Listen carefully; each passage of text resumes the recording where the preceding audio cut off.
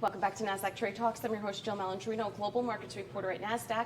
We've been coming to you live from Crypto Evolved in New York City. And joining me for this segment, we have Ilya Gorlik. He is the founder and CEO of Deltix. We're going to take a look at best execution for cryptocurrency, which has been one of the hotter topics at the conference. And this is something that you spoke about on your panel as well, trying to solve that problem of so many venues. Thank you very much for inviting us here. You're welcome. It's a pleasure and honor. And that provides challenges and opportunities when you have such a fragmented marketplace. That's correct. So what are some of the challenges that you're looking at, and what are some of the opportunities?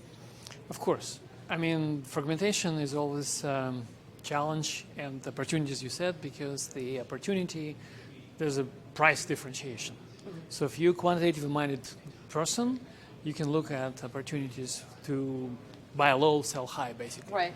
You look at price differentiation. However, you need to take into account the exchange fees, take into account the latencies, you need to take account all the commissions, and that creates challenges. Right. Also, if you get fragmentation, you, especially in new industry like cryptocurrencies, you don't have standards. Some exchanges speak to you in a standard fixed language, which is more mature technology. Some exchanges use REST and WebSockets APIs, which are very mature.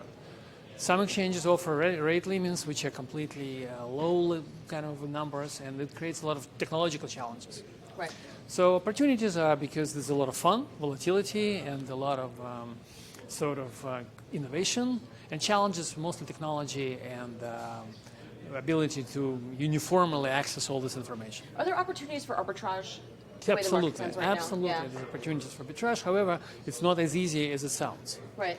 Because you do need to understand the latencies and liquidities and how well your execution systems work. So the visual difference in prices, you say, okay, I can buy here, sell there. In reality, often you'll get hit by either inability to execute this price or simple commissions. Right. Well, the thing is, if you start to get that institutional adoption, bringing asset managers in, that in theory should help execution. Right, but it will definitely, hopefully, lower the stupid arbitrage opportunities. Right. Because the kind of reg and MS which happened in equities was kind of many years ago, but similar idea. The prices, definitely for the same asset, should be at least similar. Right.